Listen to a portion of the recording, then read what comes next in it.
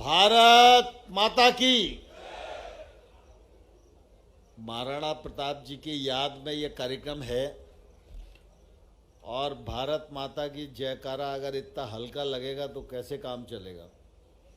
भारत माता की, भारत माता की, महाराणा प्रताप की, महाराज शिवाजी की, महाराज छत्रसाल की, महारानी लक्ष्मीबाई की, रानी पद्मावती की, भारत माता की। आज के इस गरिमामयी कार्यक्रम में हम सब के मध्य विराजमान,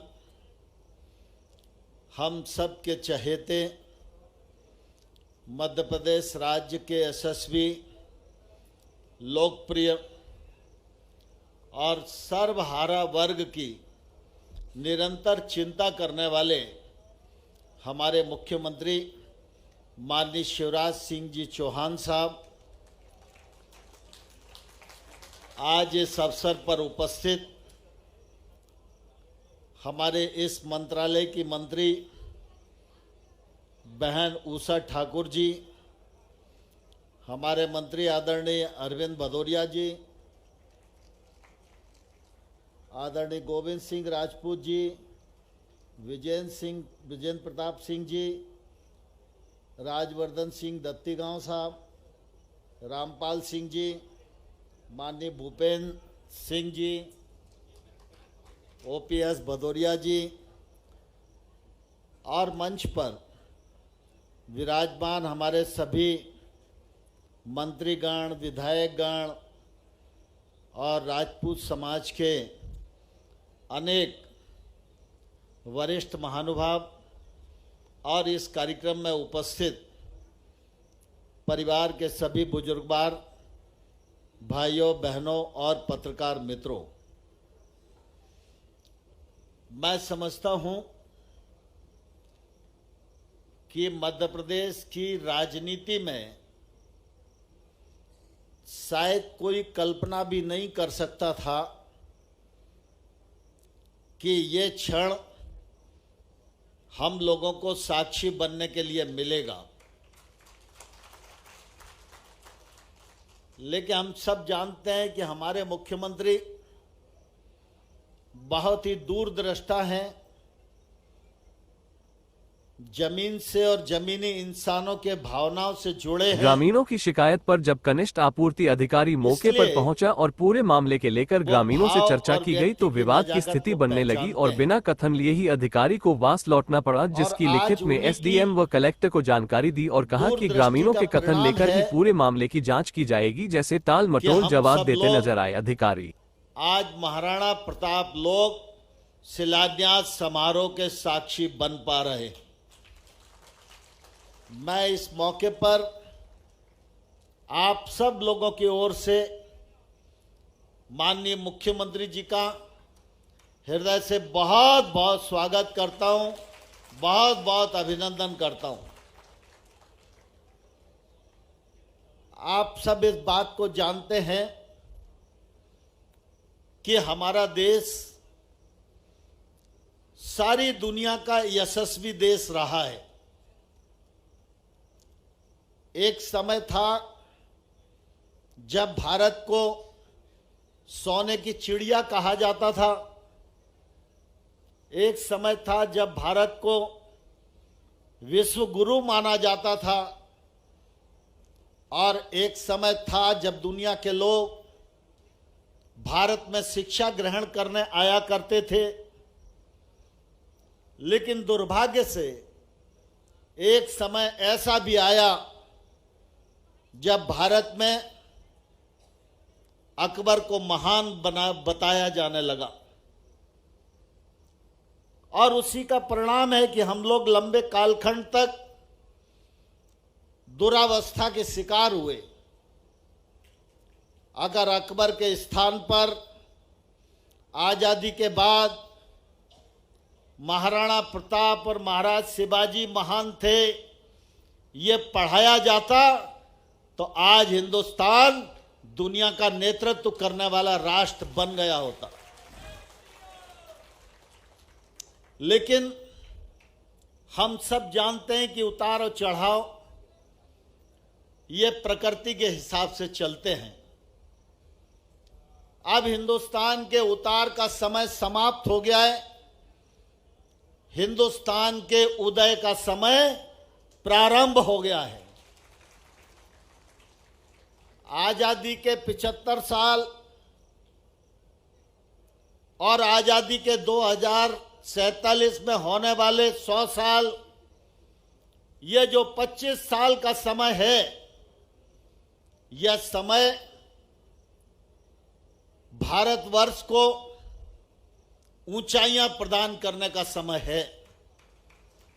और कोई भी देश, कोई भी समाज, कोई भी व्यक्ति ऊंचाई पर तभी पहुंचता है, दुनिया को तभी नेतृत्व दे पाता है, जब उसके मन में अपनी संस्कृति और अपने पूर्वजों के चरित्र के प्रति गौरव होता है। और आज हम सौभाग्यशाली हैं कि वो समय हम सब लोगों को निकट से दिखाई दे रहा है। आज हमारा देश अगर आध्यात्मिक दृष्टि से देखे तो भी अग्रणी भूमिका निभा रहा है। एक कालखंड था जब लोग कहा करते थे वो समय कभी नहीं आएगा जब राम मंदिर बन पाएगा, लेकिन आज राम का मंदिर बनना प्रारंभ हो गया है। जनवरी में हम सब लोग प्रभु राम के दर्शन करेंगे। यह भारत के अभ्युदय का समय है।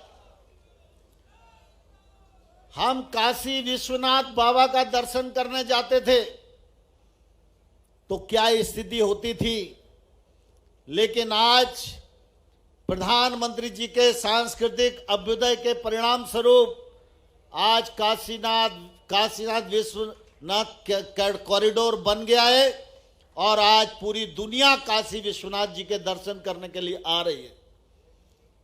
फिर चंद्रयान के दक्षिणी ध्रुव पर भारत का तिरंगा फैलाने का सवाल हो, चाहे G20 के माध्यम से सारी दुनिया में जय जयकार करने का मामला हो, हर दिशा में भारत आज अग्रणी भूमिका निभाने के लिए अग्रसर है। और जब हम मध्य प्रदेश की बात करते हैं तो हम सबका सौभाग्य है कि मध्य प्रदेश में महाकाल बाबा विराजते। वर्षों से हम उज्जैन महाकाल की नगरी में दर्शन करने के लिए जाते रहे, लेकिन शिवराज जी के नेतृत्व में महाकाल लोक का जो निर्माण हुआ और प्रधानमंत्री जी उसका उद्घाटन करने के लिए आए, आज सारी दुनिया महाकाल बाबा के दर्शन करने के लिए तरसती है। शिवराज जी सिर्फ यही नहीं रुके,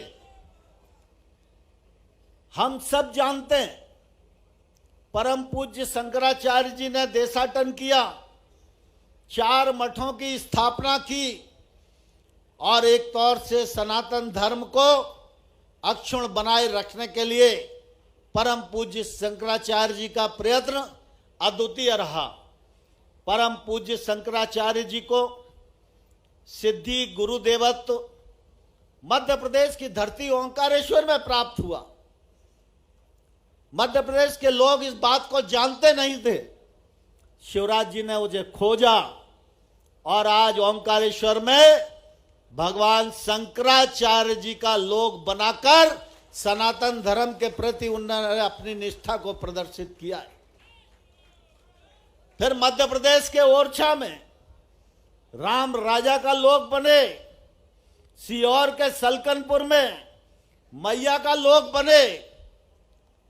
एक के बाद एक सांस्कृतिक अभ्युदय के कार्यक्रम माननीय शिवराज सिंह चौहान जी के नेतृत्व में हुए। मुझे ध्यान है, एक समय था जब एक फिल्म बनी, महारानी पद्मावती को लेकर आंदोलन हुआ, लोग शिवराज जी को मिलने आए। शिवराज जी ने फिल्म पर प्रतिबंध लगाया और शिवराज जी ने आगे बढ़कर बिना मांग करे ये कहा कि मैं मध्य प्रदेश की राजधानी भोपाल में महारानी पद्मावती का स्मारक बनाऊंगा। ये वो नेता हैं जो कहते हैं वो करते हैं। पिछले दिनों आप सबने देखा महारानी पद्मावती का स्मारक बनकर तैयार है। महाराणा प्रताप को याद किया जाए, नई पीढ़ी के बच्चे महाराणा प्रताप को जाने, पहचाने, उनके जीवन को पढ़े और उनके बताए हुए मार्ग पर चलकर अपने जीवन को सार्थक करें और देश के विकास में अपना योगदान करें। इसलिए महाराणा प्रताप जी के नाम पर उन्होंने एक दिन का अवकाश देकर महाराणा प्रताप के प्रति अपनी श्रद्धा को प्रदर्शित किया। और मुझे ध्यान है जब महारानी पद्मावती के स्मारक का लोकार्पण हो रहा था, उसी दिन शिवराज जी ने कहा कि और आगे बढ़कर कुछ करना चाहिए, क्योंकि हम सब महाराणा प्रताप जी को मानने वाले लोग हैं। महाराणा प्रताप जी क्षत्रिय थे और हम सब इस बात को भली भांति जानते हैं, क्षत्रिय की परिभाषा सिर्फ जन्म से नहीं होती, कर्म से होती है। क्षत्रिय वही है जिसके छत्र के नीचे बाकी लोग बेफिक्री से जीवन यापन कर सकें। महाराणा प्रताप को हम इसलिए नहीं पूछते कि वो राजपूत थे, महाराणा प्रताप को हम इसलिए पूछते हैं भारत की संस्कृति को बचाने के लिए उन्होंने अपने आप को झोंक दिया। उनका यह चरित्र हम सब लोगों को आज इस पथ पर चलने के लिए प्रेरित करता है। और इसलिए शिवराज जी के मन में था महाराणा प्रताप हैं तो महाराणा प्रताप की वीरता, महाराणा प्रताप हैं तो महाराणा प्रताप का चेतक, महाराणा प्रताप हैं तो भामाशाह का महत्व, और महाराणा प्रताप हैं तो उनके पीछे जान देने वाली भीलों की सेना, उसको भी याद किया जाना चाहिए। जन्म से लेकर पूर्ण स्मरण तक जो कालखंड महाराणा प्रताप जी का है वो पूरा का पूरा प्रदर्शित होना चाहिए और हमारे छोटे छोटे बच्चे जाएं, वो महाराणा प्रताप के जीवन को देखें, पढ़ें, जानें और उस रास्ते पर चलकर भारत माता को परम वैभव के शिखर पर पहुंचाने के लिए अपने आप को झोंक सके। ऐसी संरचना बननी चाहिए। और उसके बाद आज वो क्षण आया जब स्मार्ट सिटी के इस प्रांगण में महाराणा प्रताप के लोक का शिलान्यास संपन्न होने जा रहा है। महाराणा प्रताप के लोक का शिलान्यास आज होगा, कुछ दिन में बनकर तैयार होगा, लेकिन जब बनकर तैयार होगा तो निश्चित रूप से पूरी दुनिया से महाराणा प्रताप के दर्शन के लिए लोग अभी राजस्थान जाते हैं, उसके बाद मध्य प्रदेश के भोपाल में भी आकर मत्था टेकेंगे। यह मैं पूरे विश्वास के साथ कह सकता हूं। इन सब कामों के कारण मध्य प्रदेश की ख्याति और मध्य प्रदेश की प्रतिष्ठा पूरे देश में शिवराज जी के नेतृत्व में निरंतर बढ़ रही है। और आज जब हम इस अवसर के साक्षी बन रहे, महाराणा प्रताप जी का पूर्ण स्मरण कर रहे हैं, तो स्वाभाविक रूप से शिवराज जी का अभिनंदन होना ही चाहिए। और इसलिए मैं आप सब लोगों को कहना चाहता हूं कि हम दोनों हाथ उठाकर जोरदार करतल ध्वनि से माननीय शिवराज जी का अभिनंदन करें, उनको धन्यवाद दें। और तब तक तालियां बजती रहना चाहिए जब तक शिवराज जी लोकार्पण शिलान्यास करके यहां बोलना शुरू नहीं कर देते। जोरदार तालियां, और जोरदार तालियां। अभी शिवराज जी बटन दबा के शिलान्यास करेंगे और तब तक तालियां बजती रहना चाहिए। भारत माता की, भारत माता की, भारत माता की, महाराणा प्रताप की, महाराणा प्रताप की, महाराणा प्रताप की, महाराज शिवाजी की, महाराज शिवाजी की, महाराज छत्रसाल की। अब जोरदार तालियों के साथ मुख्यमंत्री जी का आह्वान करो, वे आए और हम सबको संबोधित करें।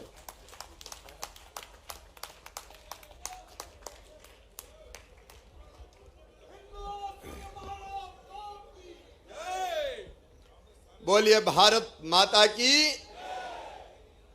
नरेंद्र सिंह जी ने कहा था कि जय ऐसी होनी चाहिए कि लगे कि राणा के वंशज बैठे हैं। बोलिए भारत माता की, महाराणा प्रताप की, छत्रपति शिवाजी महाराज की, महाराज छत्रसाल की, भारत माता की।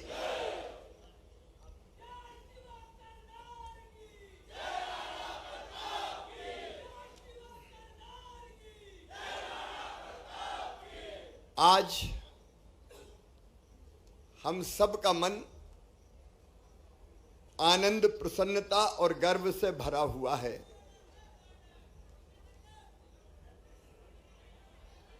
इस कार्यक्रम में आज उपस्थित मध्य प्रदेश के गर्व और गौरव, भारत सरकार के कृषि और किसान कल्याण मंत्री, मोदी जी के निकट सहयोगी आदरणीय श्रीमान नरेंद्र सिंह तोमर जी, आदरणीय भूपेंद्र सिंह जी मेरे मंत्रिपरिषद के सदस्य, भाई अरविंद भदौरिया जी, बहन सुश्री उषा ठाकुर जी इस विभाग की मंत्री, राज्यवर्धन सिंह जी, गोविंद सिंह जी, ओपीएस भदौरिया जी, महेंद्र सिंह सिसोदिया जी, ब्रजेंद्र प्रताप सिंह जी, राज्यवर्धन सिंह जी, रामपाल सिंह जी, विक्रम सिंह जी, दिलीप परिहार जी, यशपाल सिंह जी, यशपाल जी, बहन राजश्री जी, राजेंद्र सिंह जी पूर्व विधायक, ठाकुर अनूप सिंह जी, जयपाल सिंह चावड़ा जी, राजपाल सिंह जी, राजपाल बहुत है, विजय सिंह जी, दिनेश प्रताप सिंह जी उत्तर प्रदेश के मंत्री यहां पधारे हैं, डॉक्टर नरेंद्र सिंह राजावत जी, शिव प्रताप सिंह जी, अजय प्रताप जी। अब मैं माफी चाहूंगा कुछ नाम अगर रह गए हों तो। मंच पर विराजमान और नीचे बैठे हुए इस कार्यक्रम में उपस्थित सभी वरिष्ठगण, मेरी बहनों, मेरे भाइयों, आप सबको दोनों हाथ जोड़ के शीश झुका के प्रणाम करता हूं। आज ऐसा लग रहा है जैसे जीवन सार्थक हो गया, सफल हो गया। और एक बात और मुझे लग रही कि जैसे मेरा मुख्यमंत्री बनना भी सार्थक हो गया। बहन उषा जी ने प्रारंभ में कहा था, वो पंक्तियां मुझे याद आ रही है, मैं अमर शहीदों का चारण उनके यश गाया करता हूं, जो कर्ज राष्ट्र ने खाया है मैं उसे चुकाया करता हूं। तेरा तुझको अर्पण क्या लागे मेरा। ये तो हम सौभाग्यशाली हैं जो इस पल के साक्षी बन रहे हैं कि तब महाराणा अप्रतिम शौर्य के प्रतीक, हूं लड़ियो घणो हूं सहियो घणो, मेवाड़ी मान बचावन ने, पर आंच नहीं राखी रण में, बैरियारो खून बहावन ने। अद्भुत वीर, महावीर, चेतक पर चढ़ जिसने, भाले से दुश्मन संहारे थे, मातृभूमि के खातिर जंगल में कई साल गुजारे थे, झुके नहीं वो मुगलों से, अनुबंधों को ठुकरा डाला, मातृभूमि की भक्ति का एक नया प्रतिमान बना डाला। झुकना जिसने सीखा नहीं। बचपन में हम गाया करते थे, नीला घोड़ा रो असवार, मारो मेवाड़ी सरदार, राणा चल तो ही जाजू रे। वो राणा प्रताप, महाराणा प्रताप, जिनका नाम लेते ही रोम रोम पुलकित हो जाता है। मेरे मित्रों, ऐसे वीर मेवाड़ के मुकुटमणि नहीं, वो भारत के मुकुटमणि है। वीरता, शौर्य, त्याग, परिक्रम, पराक्रम और दृढ़ संकल्प और प्रण के लिए अमर है महाराणा प्रताप। जब तक सूरज चांद सचमुच में रहेगा तब तक महाराणा प्रताप जी का नाम अमर अमर और अमर रहेगा।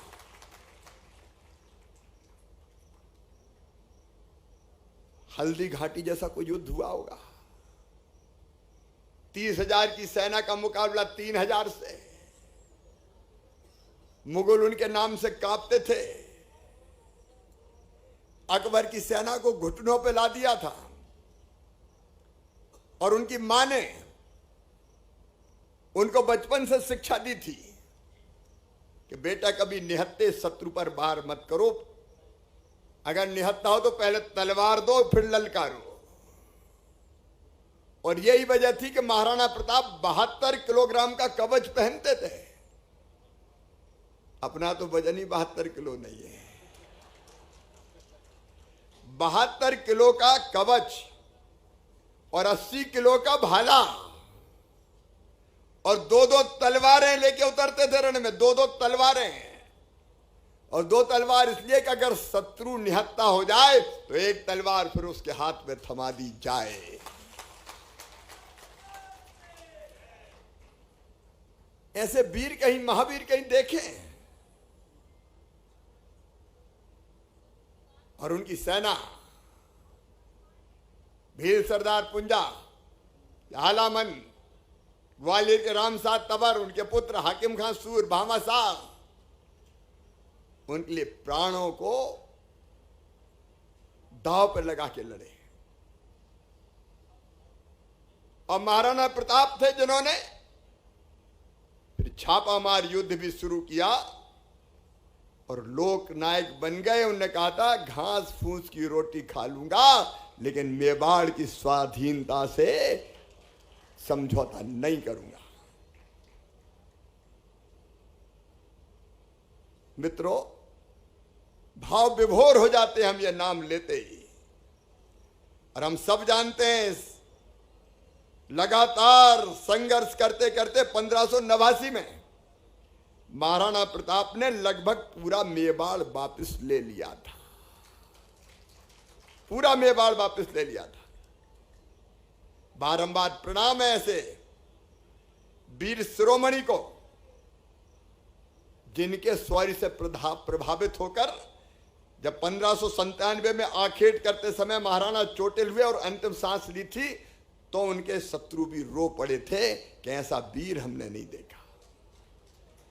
आज उनके चरणों में हम श्रद्धा सहित नमन करने आए हैं। और मेरे प्रिय साथियों, हम लोगों ने तय किया, बहुत दिनों से मेरा दिमाग इस दिशा में सोच रहा था कि जिनने अद्भुत इतिहास रचा है उनसे आने वाली पीढ़ियों को प्रेरणा लेनी चाहिए। नरेंद्र सिंह जी सही कह रहे थे, इतिहास विकृत तरीके से पढ़ाया गया, गलत इतिहास पढ़ाया गया। अकबर महान हो गए, महाराणा प्रताप जी की सही जीवनी भी नहीं पढ़ाई। हम इतिहास बदल देंगे, जो सही है वो आने वाली पीढ़ियों के सामने लाएंगे। और इसलिए सरकार का काम केवल पुल पुलियां, सड़क, स्कूल, अस्पताल, कॉलेज बनाना नहीं है, आने वाली पीढ़ियों को प्रेरणा देना भी है और सही ढंग से इतिहास पढ़ाना भी है। तो एक तो इतिहास की किताबों में पढ़ेंगे, लेकिन दूसरे एक ऐसी रचना हो जाए कि आने वाली पीढ़ियां क्या, हम सब लोग भी देखें तो महाराणा प्रताप जी के व्यक्तित्व और कृतित्व से परिचित हो जाएं और श्रद्धा के सुमन अर्पित करते हुए जाएं। और इसलिए कुंभलगढ़ दुर्ग से प्रेरित होगी महाराणा प्रताप जी का स्मारक, महाराणा प्रताप लोक की संरचना। उनकी प्रतिमा आपने अभी फिल्म देखी छोटी सी, उनकी भव्य प्रतिमा लगेगी। उनके साथ बप्पा रावल, कुमार प्रथम, महाराणा हंबीर, महाराणा कुंभा, महाराणा सांगा और महाराणा उदय सिंह के जीवन चरित्र की प्रदर्शनी भी लगेगी। महाराणा की जीवनी पर 20 मिनट की एक फिल्म प्रदर्शन के लिए यहां इंटरप्रिटेशन सेंटर भी बनेगा ताकि वो फिल्म देखें लोग। मेवाड़ एवं राणा प्रताप जी के जीवन की घटनाओं और कलाकृतियों को प्रदर्शित करने के लिए गैलरी बनेगी। लैंडस्केप एरिया में खुली गैलरियों के माध्यम से महाराणा प्रताप द्वारा वन में व्यतीत किए गए कालखंड का पूरा प्रदर्शन किया जाएगा। चित्तौड़ में महाराणा कुंभा द्वारा बनाए गए विजय स्तंभ की प्रतिकृति भी लगेगी। 2000 लोगों की बैठने की क्षमता का एक आकाशीय मंच होगा जहां महाराणा प्रताप जी के शौर्य, पराक्रम, त्याग और बलिदान पर आधारित लाइट एंड साउंड शो भी होगा। निकास मार्ग पर प्रमुख युद्धों के भित्ति चित्र की प्रदर्शनी होगी। 3D कलाकृतियों का चित्रण होगा और आने जाने वालों के लिए जन सुविधाएं, कैफेटेरिया वगैरह जो चीजें आवश्यक है वो भी बनाई जाएगी। मेरे प्रिय बहनों और भाइयों, मैं आपसे इस अवसर पर केवल एक ही निवेदन करता हूं। यह कार्यक्रम कोई राजनीतिक कार्यक्रम नहीं है, ये भावनात्मक कार्यक्रम है। अपने हृदय की संपूर्ण श्रद्धा उड़ेल कर हमने महाराणा प्रताप लोक बनाने के लिए का फैसला किया है। इसमें और कोई दृष्टि नहीं है। उनकी जीवनी भारत को एकजुट रहने की प्रेरणा देती है। उनकी सेना में हर जाति और पंथ के लोग थे और जिस छापामार युद्ध से उन्होंने मुगलों को पराजित किया था, दांत खट्टे किए थे, उसमें भील समुदाय की भी बड़ी भूमिका थी। हमें उनकी महागाथा से यह सीख मिलती है कि हमें परास्त कर भारत पर राज करने के लिए कैसे भाइयों में भी फूट डालने की कोशिश की गई थी, तो आगे कोई ये फूट डालने में सफल ना हो पाए। मैं सचमुच में शब्दों में अपने भाव को व्यक्त नहीं कर पा रहा। मैं तो एक बार फिर उनके चरणों में प्रणाम करता हूं। कुछ पवित्र काम इस शरीर से संपन्न हुए हैं, चाहे महाकाल महालोक बना हो, चाहे रानी महारानी पद्मावती उनका स्मारक बना हो, रानी दुर्गावती जी का भी स्मारक बनेगा, वो फैसला भी हमने किया। और आज एक ही दिन जन्मदिन पड़ता है महाराज छत्रसाल बुंदेला और महाराणा प्रताप जी का। तो मध्य प्रदेश के कालजयी सपूत, बुंदेलखंड के गौरव महाराज छत्रसाल के समाधि स्थल मऊ सहानिया में उनके जीवन और अवदान पर भी एक भव्य स्मारक बनाया जाएगा। लाइट एंड साउंड शो भी वहां होगा। धुवेला में वर्तमान संग्रहालय का सुसज्जीकरण भी किया जाएगा और विकास भी किया जाएगा। ये ऐसे महापुरुष है जो हमें सदैव प्रेरित करते हैं। आदिगुरु शंकराचार्य जी की भव्य प्रतिमा लगी, देवी लोक बन रहा है, राम राजा लोक बन रहा है, वनवासी राम लोक बन रहा है। एक नहीं, ऐसी अनेकों अनेकों हमारे देवलोक और हमारे महापुरुषों पर आधारित ये स्मारक और लोक इसलिए बन रहे हैं कि आने वाली पीढ़ियों को हम सही प्रेरणा और दिशा दे सकें। और मैं अपने आप को अत्यंत सौभाग्यशाली मानता हूं कि मेरे जैसे छोटे से व्यक्ति को यह सौभाग्य मिला कि हमने स्मारक का भूमि पूजन संपन्न किया। सचमुच में हम धन्य हैं। और प्रधानमंत्री श्रीमान नरेंद्र मोदी जी के नेतृत्व में आजादी के अमृतकाल में एक वैभवशाली, गौरवशाली, संपन्न, समृद्ध और शक्तिशाली भारत के निर्माण के महायज्ञ में अपना योगदान दे पाए। इस अवसर पर आप पधारे, आप भी सौभाग्यशाली है। मैं आपको प्रणाम करता हूं। अद्भुत स्मारक ये बनेगा और देश, पहले मुझे कहा कि कहीं बाहर बनाते हैं, मैंने कहा बाहर बनाने में दिक्कत ये है कि कितनी दूर देखने जाएंगे। तो हमने कहा वो हृदय सम्राट हैं भारत के, तो भोपाल के हृदय में ही उनका स्मारक बनेगा।